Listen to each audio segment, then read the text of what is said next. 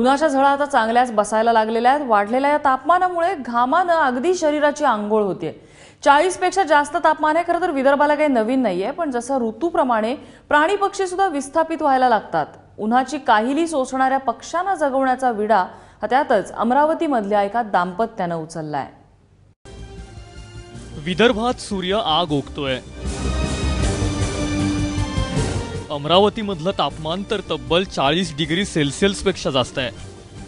जिथं घामानं माणसांची लाही लाही होते, त्यात पक्ष्यांची काय अवस्था होत असेल याची कल्पनाच केलेली बरी। अशात अमरावती मधल्या रुक्मानी नगर मधील जगताप दाम्पत्यानं पक्ष्यांसाठी तब्बल 5000 जलपात्रांची सोय केली आहे। पक्षी मरू नये आणि निसर्गाशी आपली बांधिलकी असावी आणि पक्षाचे प्रेम असावा आणि पक्षाची मैत्री असावी। त्याच अनुषंगाने मग काही मित्र जुळत गेले आणि जुळता जुळता जवळपास यावर्षी आपण 5000 जलपात्र या अमरावती शहरामध्ये विविध बगीचात लावण्याचा संकल्प केला आणि पुढच्या वर्षी याच्यापेक्षा जास्त लोकांमध्ये जनजागृती कशी होईल आणि प्रत्येकच युवक यांच्याशी या मोहिमेशी जुळून आणखी मोठा संकल्प करणार आहे। या उपक्रमात अनेकांना सहभागी करून घेण्यासाठी जगताप दाम्पत्यानं अनोखी शक्कलही लढवली। हळदी कुंकाचा कार्यक्रम घेतला होता मी यावर्षी, तर तेव्हाही महिलांना मी जलपात्र म्हणूनच दिलेलं आहे, त्यांना वाण म्हणून। आणि सगळ्या महिलांनी त्याचा जलपात्रांचा उपयोग हे प्राण्यांना पक्षींना पाणी देण्यासाठीच केलेला आहे।